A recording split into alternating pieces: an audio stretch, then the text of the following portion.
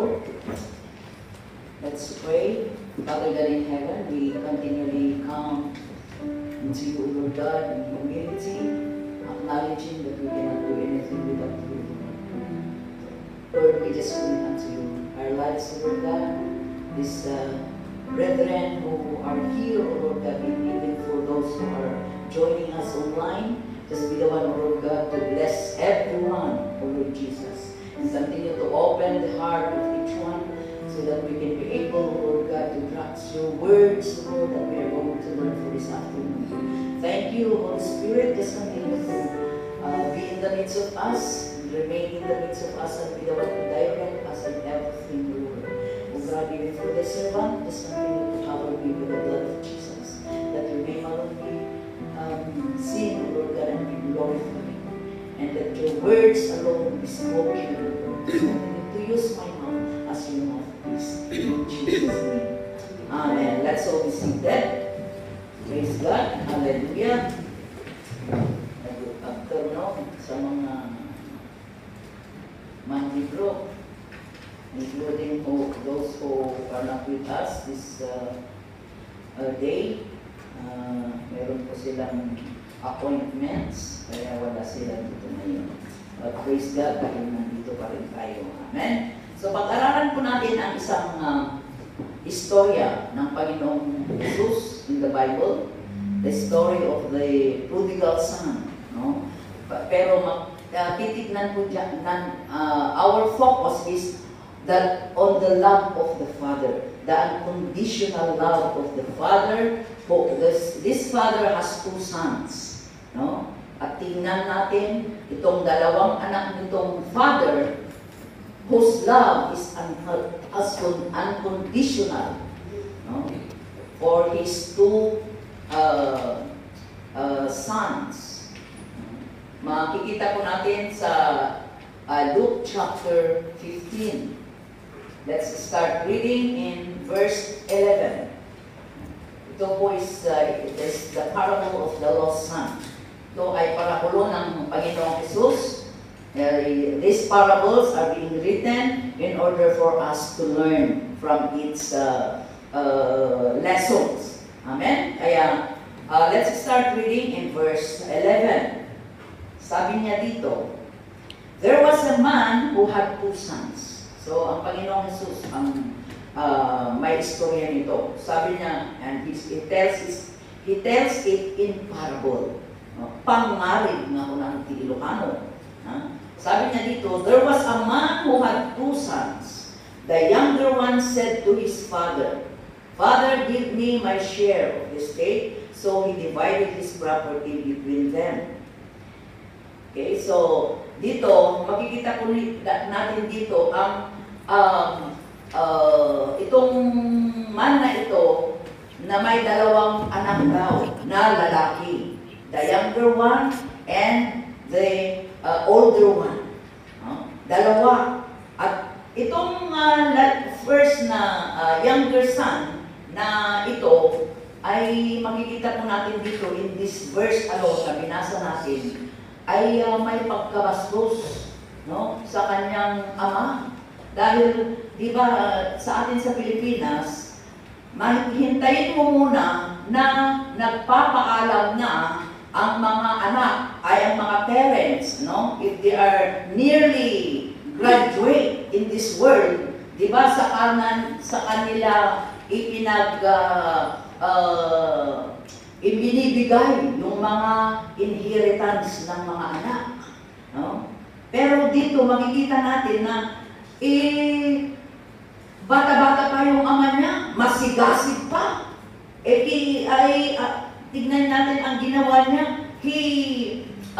Siya mismo ang nagsabi sa kanyang ama na ibigay mo sa akin para sa akin ang aking inheritance. Di ba?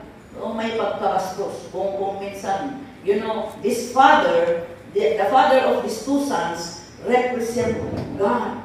No? At kung minsan, at tayo ang mga anak niya, tayong mga anak niya na whom he had called, no, na naging adopted children niya, no, ay para tayo ang dalawang anak na ito. ang mga Kristiyano, anak ng Diyos, may kanya-kanyang kalidad ba? No? May kanya-kanyang may mga obedient child, may mga disobedient, no? At we can picturize these two sons, no? Itong dalawang anak na itong ama na ito, no? Sabi niya, "Father, give me my share of the estate." So he divided. Wala itong magawang ama, walang magawa itong ama dahil because of his great love to his children, because of his great love to his father. Kaya nga, I titled this, The Unconditional Love of the Father. No? The Father, makikita po natin dito, He has that unconditional love. The same thing with our Father who is in heaven. No? Ang pagmamahal ng Ama natin na nasa langit is unconditional. Kahit ano ang ginagawa natin, kung minsan nagdi-disobey tayo many times, no? But God's hand is always there, is always open to embrace us when we come to Him in repentance. No? Kaya sabi nitong younger son, "Give me my share of the estate." So he divided his property between them. No? In verse 13, not long after that, the younger son got together all he had, set off for a distant country, and there squandered his wealth in wild living. Anong ginawa nitong younger son? He got his all in his inheritance, no? And he went far away. No? Alam nyo, it is dangerous if you go far away from your Father. No? Kaya tayong mga anak ng Diyos, kung tayo ay umaalis sa presensya niya, no? We are in danger. No? We will become in dangerous situation. Our situations will become in danger. No? Dahil wala na si Father, if we are far away from our Father, our Father wants to protect us. No? Our Father wants us to be always in a safe situation. No? Yun ang longings ng Ama. Di ba, kayong mga parents, ang gusto nyo ay maprotektahan palagi ang anak ninyo. Ang gusto nyo is palaging nasa poder nyo para meron ka, nandyan ka na puprotect sa kanya. Kung may langgam na that wanted to bite your child, kung may disease na gustong mag-inflict sa anak mo, kung may other people na gustong anong ginagawa ng mga they wanted to destroy or to kill your child, no? Gusto mong protektahan. Kaya ang gustong-gusto mo ay you are always near your child, near your children, to protect them, no? To give them what they needed, especially if they are still young, no? Para ipaglutuhan mo siya, pagsilbihan mo sila, no? So, itong anak na ito, he wanted to be separate from his father. Kaya gusto niyang mag-solo flight, no? For many times, nagsusolo flight tayo, no? We stay away from the presence of our Father who is in heaven. Kaya, may accidents always happens, no? May aksidente, may nangyari sa iyo dyan, no? Bigla na lang na ikaw ay nag-faint, no? Because it is very dangerous to stay away from the presence of the Father. Amen? Ikaw kung palaging nawawalay ang anak mo sa iyo, lalo na kung hindi pa niya alam ang ginagawa niya, problema mo yan. No? Kung saan mo hahanapin. Problema mo kung he is being protected or he is being provided by his needs, no? So the same thing with our Father, no? Pero itong anak na younger na ito, what he did is, he got all his inheritance and went away, far away from his father. Kaya ano ang nangyari? Ituloy natin ang istorya. In verse 13, not long after that, the younger son got together all he had set off for a distant country, and there squandered his wealth in wild living. He went to a distant country. Maybe he went to far away from his father. Pumunta siya sa abroad, by hook or by crook. No? Pumunta siya sa abroad without anybody knowing it. No? Dahil may pera siya, nakuha na niya ang inheritance niya, kaya pumunta siya sa gusto niyang puntahan, far away from his father. And there, sabi niya dito, he squandered all, no, his inheritance with a wild living, no, wild living, no. Kung saan-saan pumunta sa dispuan, pumunta sa inuman, pumunta sa doon sa Macau nagsugal, no? Pumunta sa Wanchay, naghanap kung ano ang magpapakasaya sa kanya, at etc. etc. Marami pang iba na wild living, way of wild living out there, no?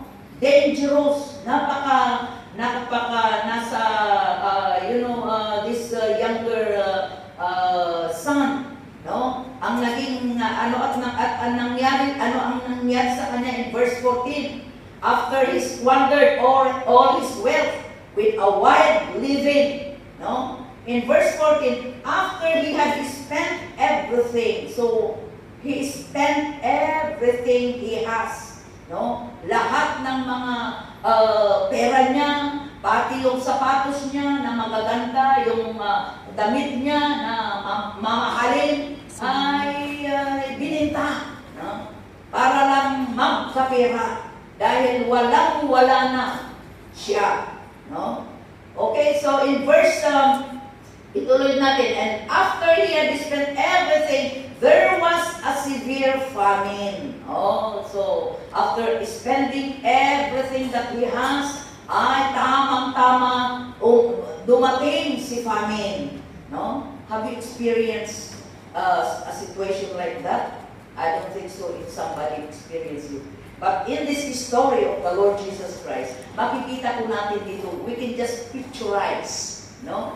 Mapipicture natin kung ano ang nangyari sa younger son na ito, na after spending all he has, his wealth, with a wild living, no? And then, nagkaroon pa ng famine, dumating si famine, no? Taggutom, no? At ano ang ginawa niya?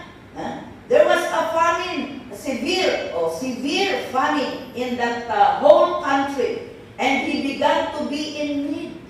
No? You see, kung minsan kasi ang tao, no, gaya ng younger son na ito, hindi niya iniisip ang future niya. Ang iniisip lang niya is yung present. May pera na ako. Okay, I will do everything I will do dahil may pera ako. Hindi niya na iniisip na bukas anong mangyari. Darating ba si famine? What will happen to me tomorrow? Wala yun sa vocabulary niya. Basta yung iniisip niya today, no? Kaya dumating si famine, no, in his life.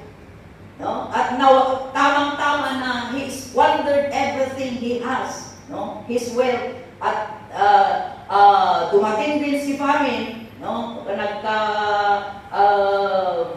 Ano na yung problema niya, no? And then, sabi niya in verse 15, so he went and hired himself, no? He went and hired himself out to a citizen of that country, no? Makita mo ang sitwasyon na noong may pera siya, no? Parang wala siyang problema, no? Pero noong nawala na ang kanyang pera, lahat-lahat na ay nawala sa kanya. At nagutom na siya, na-experience niya na ang gutom, no? Ginugutom na siya. So, he wanted to, of course, he wanted to live, no? Kaya gumawa rin din siya ng paraan para siya ay hindi magutom. Kaya ano ang ginawa niya? He went and hired himself out of a citizen of that country who sent him to his field to feed pigs. Kaya ang mai-experience niyang trabaho na hindi niya na-experience noong nasa poder ng kanyang ama, no? Noong nasa poder ng kanyang ama, prinsipe, no? Hindi nagtatrabaho, no? He only lived happily in the presence of his father. Everything is being provided, no? Nandyan lahat ang gusto niya, no? Pero tignan natin, noong umalis siya sa poder ng kanyang ama, kaya it is very dangerous to be away from the presence of the Father. Amen? So with us, children of God, it is very dangerous to stay away from the presence of our Heavenly Father, because at any time, accidents happen.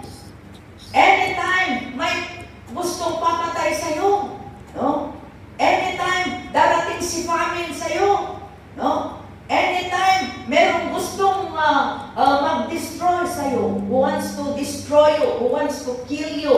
He wants to steal you. No? Magiging slave ka. No? Na hindi mo na-experience noong nasa poder ka ng iyong ama. No? In verse, kaya itong prodigal son na ito, he experienced all these things, no? Ang kinakain pa niya ay yung pagkain ng baboy, no? Gaya ni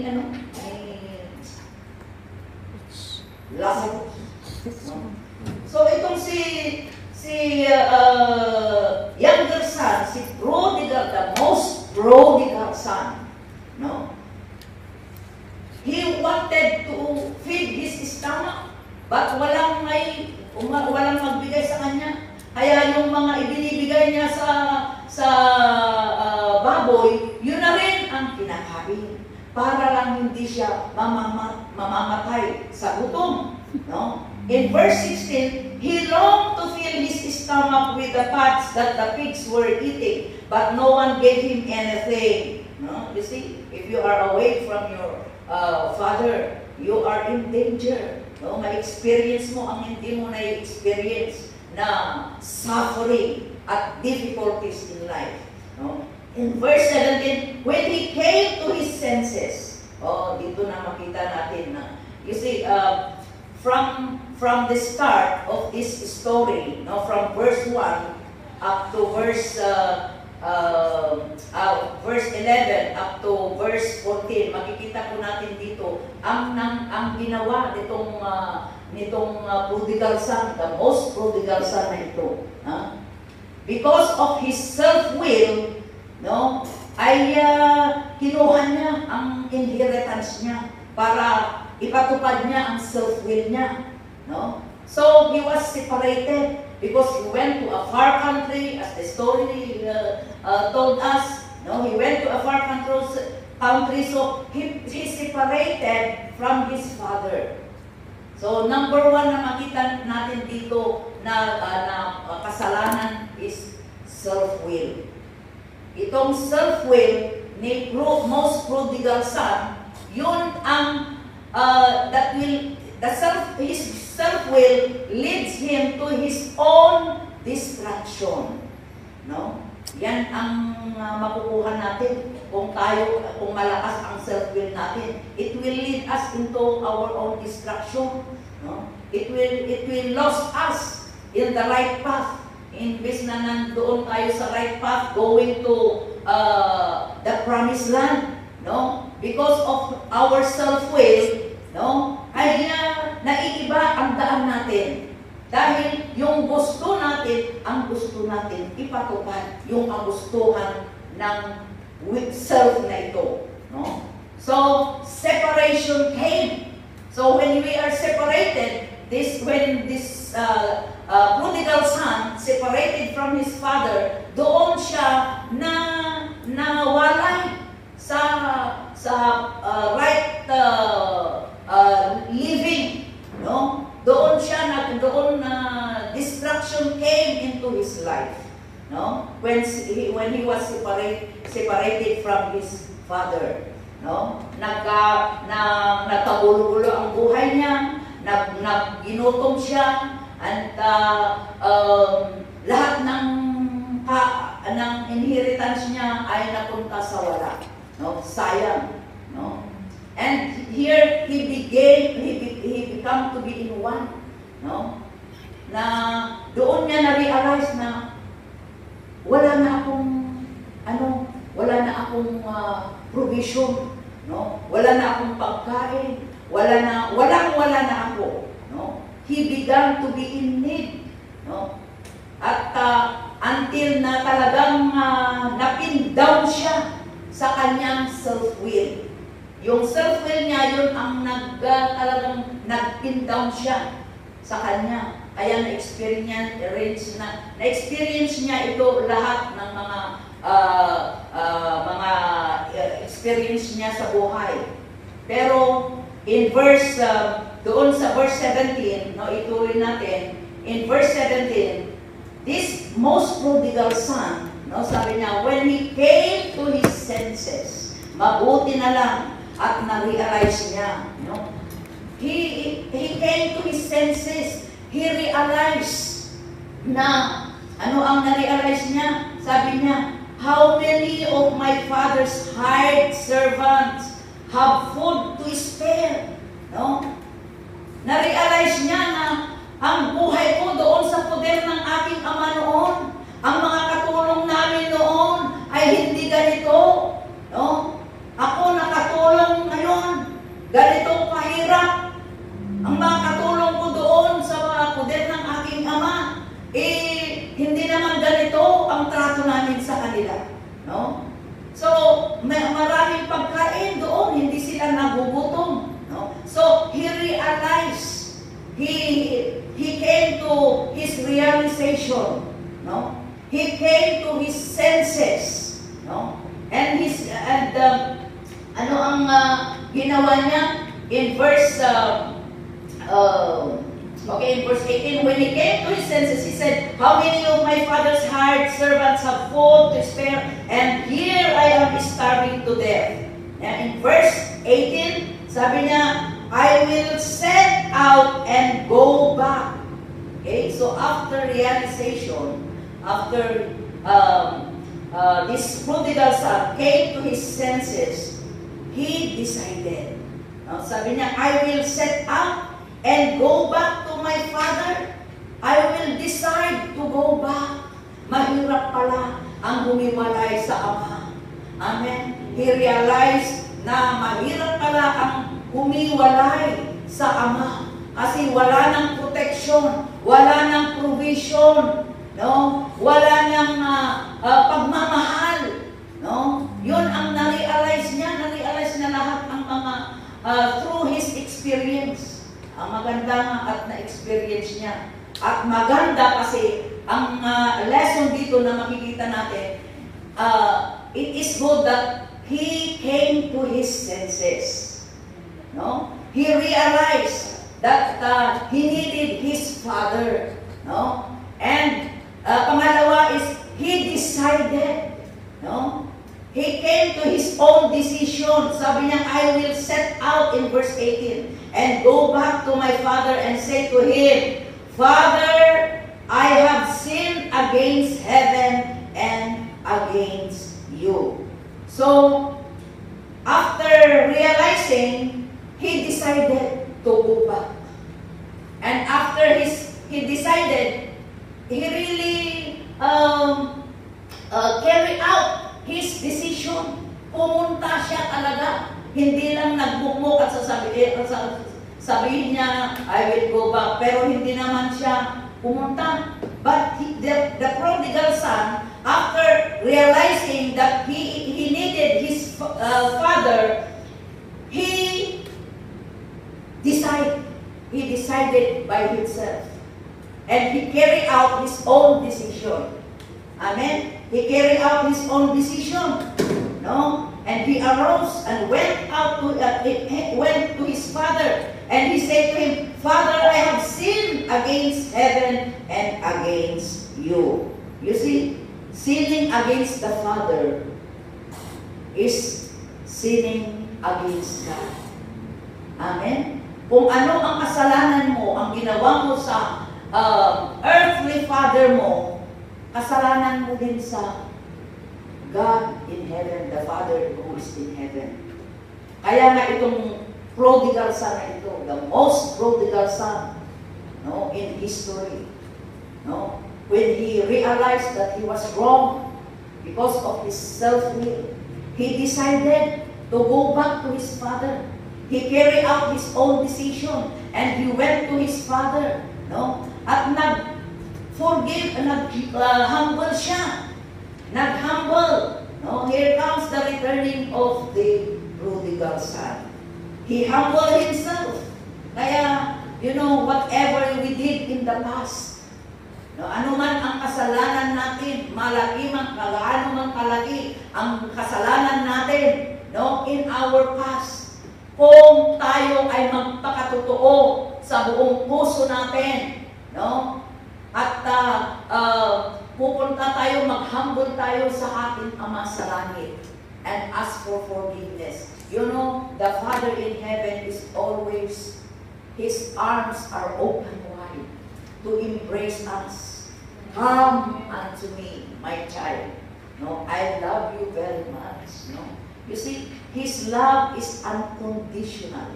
No? The love of this Father is unconditional. Kahit anong ginawa nitong most prodigal son na ito, ay hindi yun ang tinignan niya. Amen? He awaited long for the coming back of his prodigal son. Kaya noong nakita niya, noong pumunta yung anak, no? At nag-humble siya. Sabi niya in verse, kaya itong prodigal son na ito, pumunta sa kanyang ama at in verse 19, sabi niya, I am no longer worthy to be called your son. You see, that is humility. Humbling oneself. We acknowledge that we are unworthy. Amen? Especially if we are really guilty. No? Just like the two first people who went to the temple, no? The Pharisee and the tax collector, no? Pumunta sila sa templo. Itong Pharisee, talagang very proud na magsabi, good ako, nagtatights ako, I always come to church every Monday, no? Tumutulong ako sa kapwa kong tao, no? He is very proud. No? Kung minsan, wag ganyan ang attitude natin. Ayaw ng Panginoon ang attitude na yan. Yung sinasabi mo, yung ginawa mo. Let others praise you. Do not praise yourself. Amen? Kasi ayaw ng Panginoon yun. No? But in this story, we can see how humble, how this prodigal son came to his father and humbled himself. Sabi niya, I am unworthy. No? In verse 18, in verse 19, I am no longer worthy to be called your son. Why? Because he is guilty. No? Sabi kaya, I am no longer worthy to become your son. Kung minsan, yun ang, yung guilt natin, yun ang talagang delikado pala the spirit of guiltiness.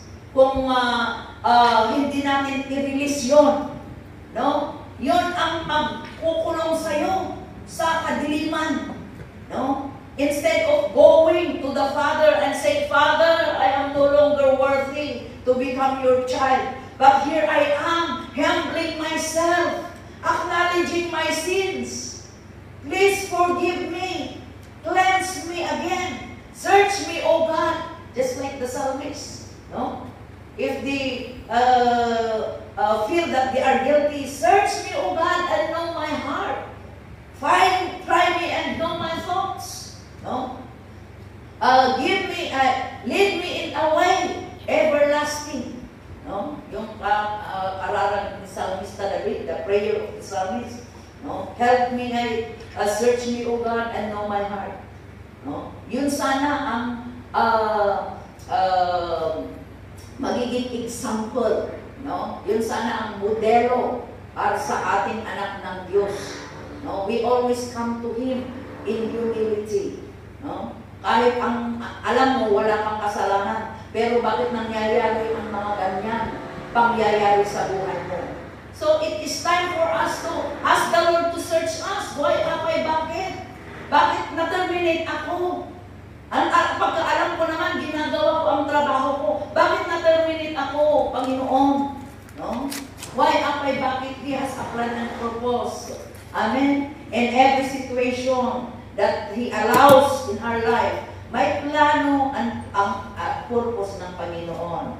Amen? So the best thing is, whether you thought that you are right or wrong, it is best for us to come to Him and humble ourselves to Him, just like this prodigal son. Amen? No? You see, in spite of all the sins that he had committed toward his father, no?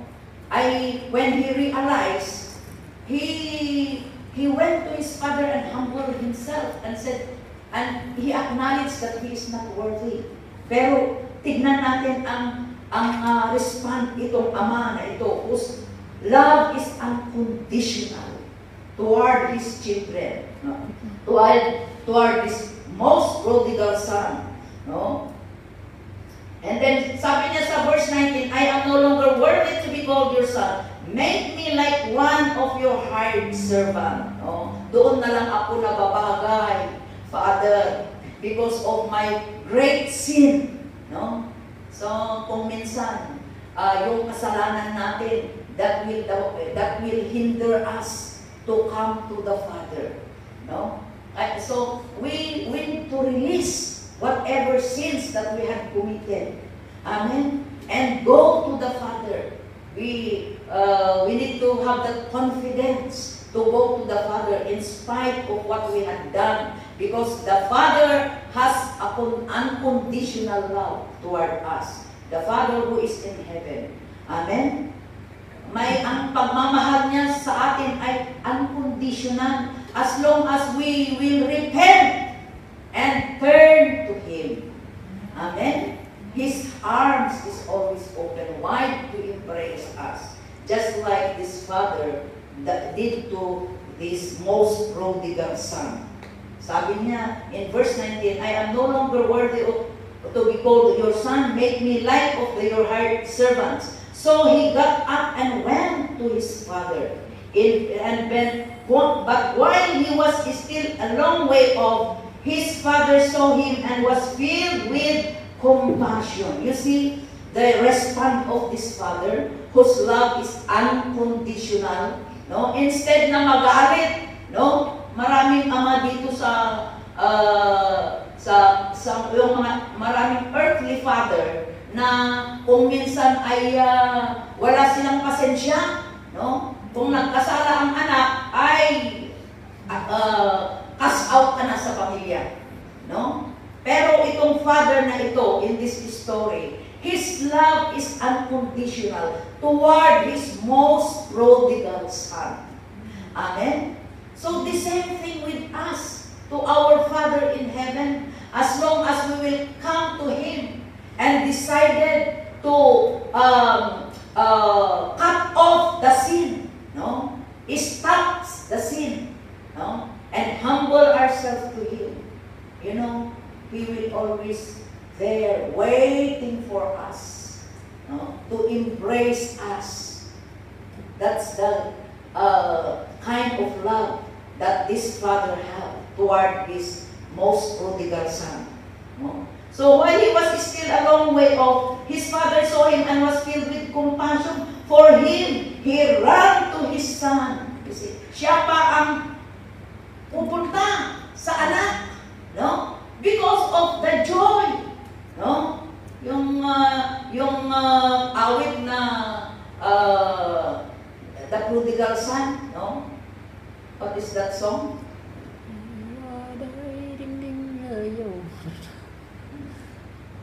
Yung may igurot version nyo, sabi niya, natoy dat natago. No? Makikita ko natin dito sa istorya na ito. So, he went to embrace, no? He ran to his son, threw his arms around him, and kissed him. Instead na magalit, di ba, tignan natin ang response niya. He filled with compassion. This father was filled with compassion toward his son. So he ran, hindi na niya hinintay na ay, nagkasala ka, ay ikaw ang dapat pupunta sa akin para mag-ask ng forgiveness. No? Pero this father, he ran and met his son. Why? Because his heart was filled of compassion. His heart was filled of joy because his son came back to his senses. No? Sabi niya, he threw his arms around him and kissed him. In verse 21, the son said to him, Father, I have sinned against heaven and against you. I am no longer worthy to be called your son. But the father said to his servants, so makikita po natin in verse 22, the what do you call that, response of this father toward his son. No? Sabi niya, but the father said to his servants, quick, bring the best robe and put it on him. No? Best robe. What is this robe? Signifies robe of righteousness. Amen? Because nagkasala itong anak, kailangan niya a robe of righteousness to cover his shames and fear. No? His shameful act. No? So, he need a robe of righteousness. Kaya sabi ng father, quick, bring the best robe, o hindi pa, the best robe. No? And put it on him to cover his shame. No? This is the use of this robe, best robe. It is a robe of righteousness to cover the shamefulness of this prodigal son. Put a ring on his finger and sandals on his feet. See? Bring the fattened calves and kill it. Let's have a feast and celebrate. Okay? So, makita po natin dito ang pagmamahal, ang tunay na pagmamahal ng ama na ito toward his child. No? In verse 24, for this son of mine was dead, no? And is alive again. So this son was dead in sin. And now he is already restored, no? Because of what he has done. Because of what he has done, he was dead in sin. But because he realizes, no, and came to his father and asked for forgiveness. That's why the father had given him the best robe, the robe of righteousness, no, to cover his shamefulness. Kaya restoration came, no, na-restore after confession, no, and he returned to his father and carry out his decision and return to his father, no, and confess to his father that he did unworthiness, no, toward his father and toward God who is in heaven. No? At ano ang nangyari, ang resulta? Restoration came to this child who had gone astray. No? At makita po natin dito, ano pa ang makikita natin in verse 24, for this son of mine was dead and it's alive again. He was lost and it's found. No, di ba? You are very happy if you lost something and then finally you found that lost thing. No? Many times I always misplace my key, my bunch of key. And then I keep on looking and looking everywhere. Wala. No? And finally, nandoon pala nakasabit sa ano yun, sa aparador. No? And I was so happy because I found my lost key that I've been looking and looking. No? So ganito rin, itong anak na ito, no? Sabi ng ama, for this son of mine was dead. He was dead in sin, and now alive again. He was restored, no, to life. He was lost and is found, no? Nawala pero nandito na siya, naanak uli. So they began to celebrate. Of course, pag ganyan, celebration came. No, celebration comes. Mag-celebrate tayo because the dead was alive, the lost was found. No? Kahit nga kung kunting reward lang ang na-receive mo, mag-celebrate ka na, pakakainin mo na ang sambayanan. Ngayon, marami kang nakikita sa Facebook na graduation there, graduation here. Maraming nagpag-graduate, maraming nagsiselebrate. No? Kahit grade 6 lang, no? Nagsiselebrate na sila. Para na silang nag-graduate ng kurso. No? Ganyan ang mga tao ngayon. No? Why? Because of joy. Ay, nakataat. Sa wakas, meron pang nabasa. Sa wakas, nakagraduate din. Akala ko kung sa college, sa grade 6 pala. Kaya kahit sa grade 6, masaya-masaya ka na kung nag-graduate na ang anak mo. Sa grade 6, and then after that, maraming graduation. Ngayon, grade 6, nag-graduate. Kahit nga daycare, mag-graduate, magsiselebrate ka. After grade 6, mag-graduate na naman, magsiselebrate ka na naman. After grade 10, mag-graduate na naman, moving up, mag-celebrate ka naman. Maraming celebration, no? So, why? Because there is joy. You are happy, no? Kaya magse-celebrate ka. Hallelujah! In verse 25, so yun yung about the most prodigal son. We can see na talagang in spite of what he did, no? Na unworthiness sa ama niya, no? Ay ganun pa rin ang pagmamahal ng kanyang ama. Hindi na iba. Amen? Because His love is unconditional. No? Ituloy natin in verse 25. Meanwhile, the older son, here comes the older son. Tignan din natin kung ano ang galag nitong older son. The older son was in the field. So, he was in the field. Kasi faithful itong son. No? Nandoon lang siya sa poder ng kanyang ama. Tinutulungan siya kung anong kagustuhan ng ama, ay talaga namang obedient siya. No? Kaya one time when he was in the field, na tinutulungan ang ama, no? Magsasaka. When he came near the house, he heard music and dancing. Why? Because there is celebration. Usually, in celebration, there is music, there is dancing, there is joy. No? Makakarinig ka ng shouting for joy. Dahil masaya, they are rejoicing nga. Celebration comes, there is rejoicing. No? So, napakinggan niya, he heard music and dancing.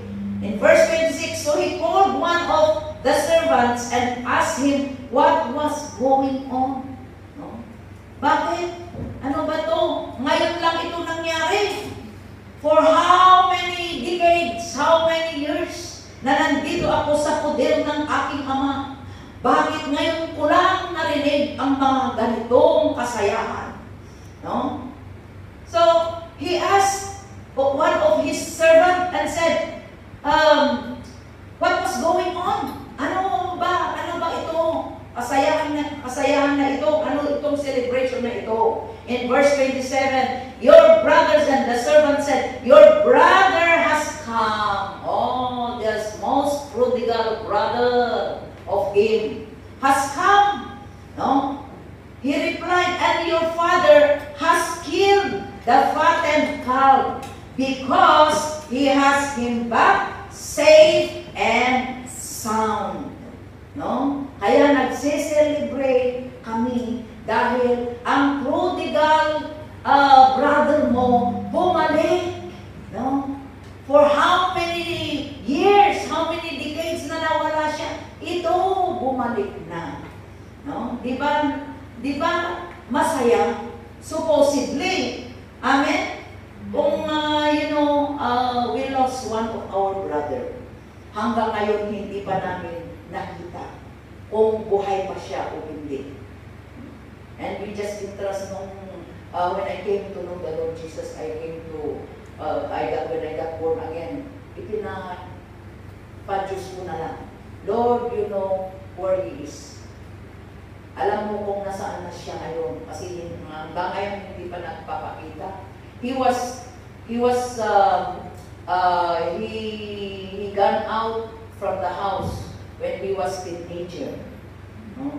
And from there, nowhere to be found. No? Until this time. No? Diba, pag dumating siya, siguro mag-celebrate din kami. Dahil the lost was found.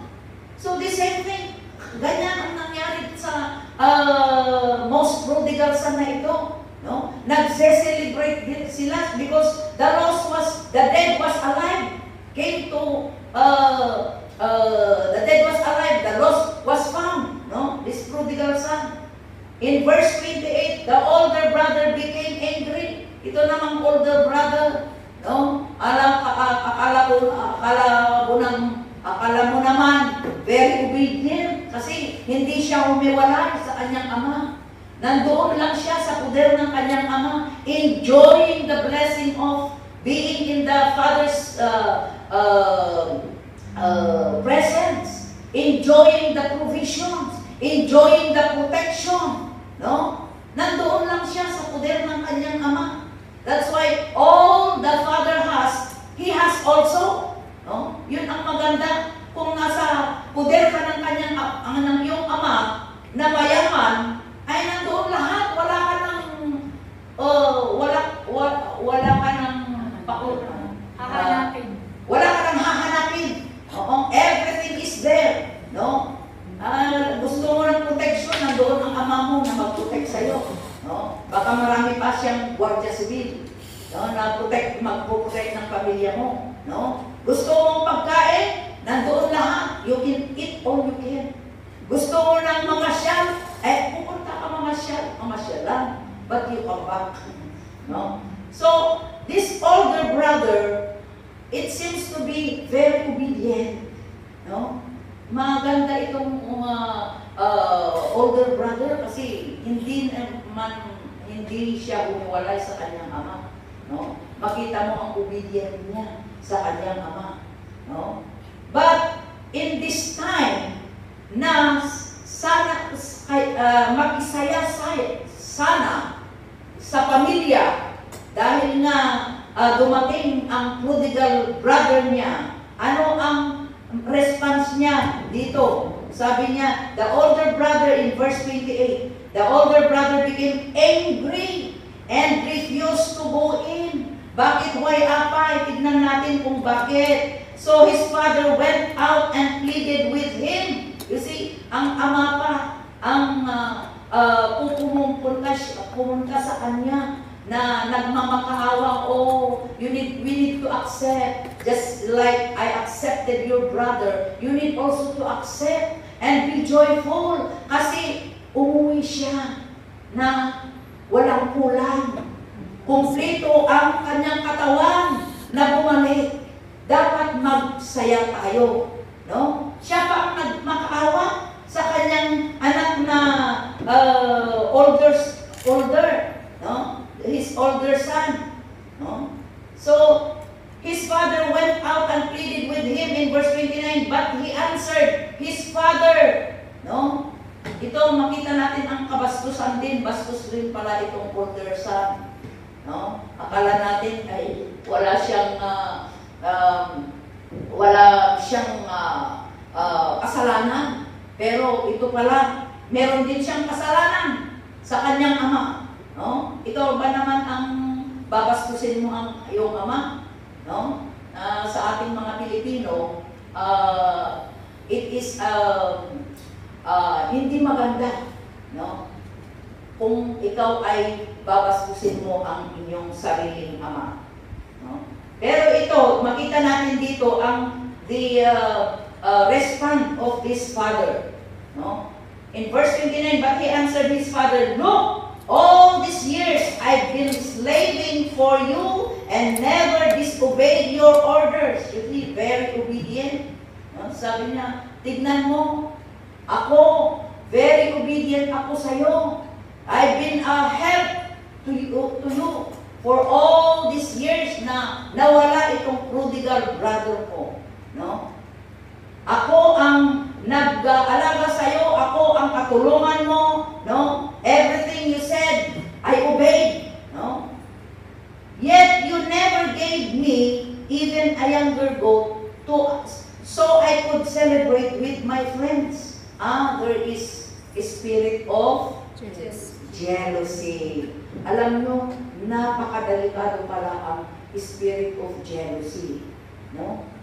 Most of the family, in every family, there is always, hindi mo talaga maaalis yung spirit of jealousy toward your parents, di ba? Kung minsan merong anak na, si kuya lang ang gusto niya, ayaw nila ako ang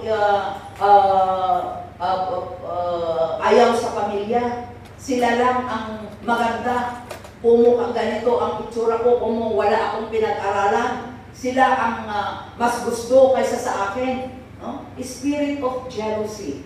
No? Delikado ang spirit of jealousy. No? In the Bible, we can read maraming istorya sa Biblia na mababasa natin na because of the spirit of jealousy, it will lead them to their own destruction.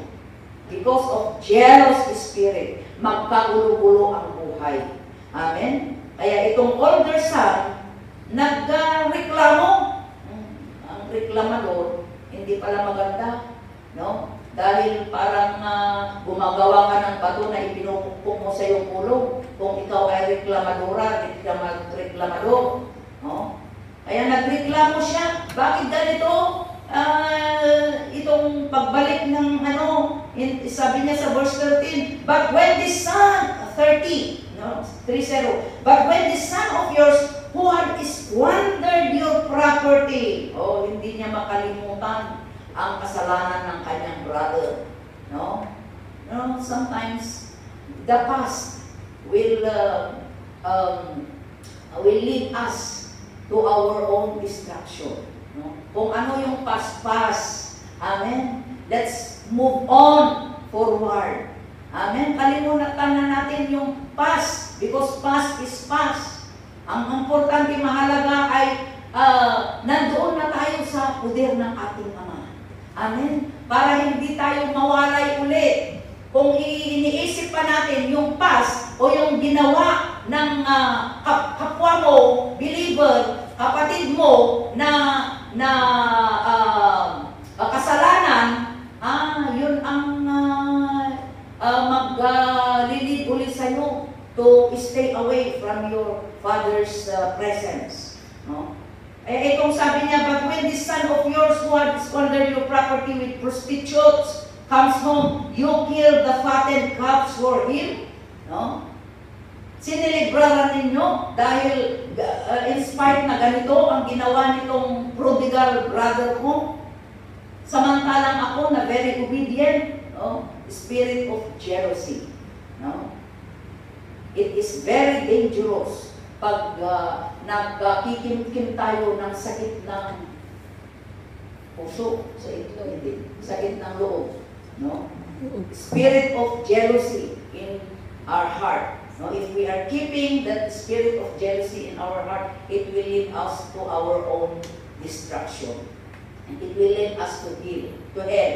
No? In verse 21, my son, sabi niya, you see, we can see again the great love of the Father toward His Son. No? Nakita natin kung paano niya, paano niya minahal itong most prodigal son niya. Makikita rin natin kung paano niya mahalin itong older son, in spite na binabastos na siya, in spite na he is answering him, no? Instead na makiayon ay binastos niya. Sabi niya in verse 21, my son, the father said, you are always with me. No? Makita natin, if you are always with your Father, there is protection. There is provision. Makain mo ang gusto mong kainin. No? Because the provision is umaapaw. No? Sabi ng kanyang ama, you are always with me, and everything I have is yours. Ano pa ba ang hahanapin mo? No? Oo nga naman. No? You have been with me and you enjoyed what is with me. Ini-enjoy mo ang aking kayamanan. Ini-enjoy mo ang aking pagmamahal. No? Dahil palagi kang nandyan. No? In verse 32, but we had, kaya nga sabi niya, you are always with me and everything I have is yours. But we had to celebrate and be glad. No? Why, Apay? Bakit? Because this brother of yours was dead and is alive again. He was lost and is found. Okay? So, there are many lessons that we can learn from this story of the Lord Jesus Christ about these two sons. No? We can see how great is the Father's love to His two prodigal son din itong meron din kasalanan itong older son. No? Hindi lang siya humiwalay. No? Pero meron din siyang kasalanan. But we can see the unconditional love of the Father, that in spite of all na ginawa ng kanyang dalawang anak, ay makikita pa rin natin na ang pagmamahal niya sa kanila ay hindi nababago. Amen? Ganyan ang Ama natin na nasa langit. That is the kind of the Father that we have in heaven. He has an unconditional love toward us, that in spite of many times we turn back to Him, no? Because of self-will. Because gusto nating gawin yung gusto natin sa sarili nating kagagawan, no? But we can see the love of the Father, no?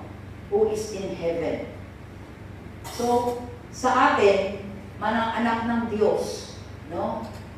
Let's learn from this prodigal son, from this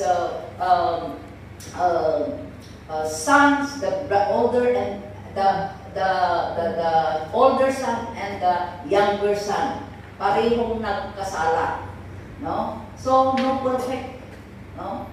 Kahit tayong mga Kristiyano, believers in Christ, walang perfecto, no? Every now and then nagkakasala tayo. Pero ang makikita natin sa the lesson that we can learn from here is we need to go back, no? We need to be always have that humble heart, no? When we realize that we sin against our Father who is in heaven, in whatever means, no? Let us have that boldness to come to Him immediately, no? Yun ang character ng mga psalmist. They always ask the Lord. They always go to the Lord for help, for protection. No? Kaya nga, makikita mo po natin si Ari David, the life of the psalmist, no? Na nagkakasala rin siya. Gaya din natin. Because he is also a human being like us. Na habang nandito pa tayo sa mundong ito, hindi natin maalis na, hindi natin maiwasan magkasala, no, sa Panginoong Diyos. But when we realize that we sin against Him, let us turn to Him immediately. Amen? Gaya nitong ginawa nitong prodigal son na ito. No? Mas worse pa itong older son na hindi prodigal. Kasi parang wala siyang forgiveness. No? But we can see the love of the Father. No? Let us focus. The love of the Father is unconditional. No? So habang we have that privilege to come to Him, Lord, have mercy upon me. I admit that I'm sinner. I always sin against you. No? Because even in our thought, sabi ni Jesus, even in our thought, we sin. No? Hindi lang yung action natin. Even in our thinking, we sin. No? Kaya we need to be always come to Him and said, Father, I have sinned. No? Every end of the day, sabihin natin, let us come to the Lord. Lord, have mercy. Kung ano man, bago tayo matulog, ano man, Panginoon, ang nagawa ko sa nakasalanan sa araw na ito, forgive me bago ako matulog. Kasi hindi ko alam kung bukas ay babangon pa ako. No? At least, you are being cleansed. You are being forgiven. Kaya pag hindi ka nababangon, ay nandun ka na sa puder niya. Amen? No? So, hindi natin alam. No? This world that we are living in is full of wickedness. Kaya hindi natin mainis yan ang magkasala. No? Palaging nagkakasala ang ating mata. Palaging nagkakasala ang isip natin. Palaging nagkakasala ang mga actions natin. No? That's why we need to be always humbling ourselves unto God and say, Lord, forgive me. Search me, O Lord, and know my thoughts. Try me and search me, O God, and know my heart. Kasi ang heart natin, palaging binibiktima ng kaaway. No? Palaging pinupuntirya ng kaaway. But when we come to the Lord, search me, O God, and know my heart. No? Try me and know my thoughts. No? And know my heart. Test me and know my anxious thoughts. No, ibang version yan. See if there is any offensive way. Sa other version, any wicked way in me. And lead me in the way everlasting. Sana yun palagi ang prayer natin sa Panginoon. Because in this world, we are always subject to sin. No? Palagi tayong nagkakasala. But sana ito ang palagi rin panalangin natin sa Panginoon. To search our life. If there is any wicked ways, if there is any sins that need to confess, so that we will be forgiven by our Father in heaven, whose love is unconditional. Amen? Hallelujah. So, we praise the Lord because our Father in heaven, walang Father dito sa earth. There is no earthly Father that we can compare to our Father in heaven. Amen? Whose love is unconditional. He is always there to forgive if we confess our sins and come to Him and ask for forgiveness. He is always there, ready to forgive us, ready to accept us, ready to embrace us and say, "Come unto me, my child." No? So, these are the lessons that we can get from this story of the Lord Jesus Christ, of the Lord of the parable of this of the Lord Jesus Christ mismo. Kaya tayong mga anak ng Diyos, let us always be remembered na the Father who is in heaven is always there to accept us. Amen? Hallelujah. Let's pray. Father God in heaven, we thank you, Lord, for your great love and mercy. Indeed, O Lord God, that no one can fathom the greatness of your love unto us. Many times, O Lord, in our life, while we are still here in this life of wickedness, many times that we commit sins unto you, Lord God. But we thank you for your steadfast love, for your steadfast love that never ceases. We thank you for that great love, that unconditional love that you have bestowed upon each one of us, O Lord God, whom you have called, whom you have chosen to be your people. Lord, it's our prayer, O Lord God, just like the psalmist, to continually search our heart, O Lord God. If there is any wicked ways in our life, O Lord, our thoughts, in our mind, O Lord God, Lord, continue, O Lord God, to cleanse us. Cleanse us and forgive us, O Lord God, for all the sins that we have committed. And help us to stand, O Lord God. Help us to always coming to you, O Lord God, for forgiveness, O Lord Jesus, so that we will be forgiven. Salamat po, Panginoon, dahil meron kaming pinupuntahan in every situation. We thank you, Lord, that you are there always, O Lord God, to run through, Lord, in spite of all the obstacles and struggles, O Lord God, in this life. We thank you that you are always there, O Lord, to embrace us. You are always there to supply what we need, O Lord, in this life. You are always there protecting us, O Lord God. You are always there showing us your unconditional love. Salamat po, Panginoon, because of your great love and mercy that we are not consumed by the enemy. Because of your great love and mercy that we are still standing, O Lord God, praising and glorifying you, O Lord Jesus. Lord, continue, Lord God, to help us to stand firm in your words, O Lord, to lean on upon you, Jesus, because you alone is our hope, O Lord, in this life.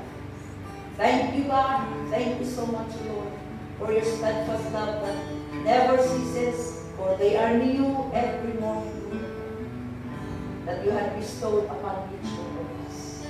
In Jesus' name. Amen. Amen.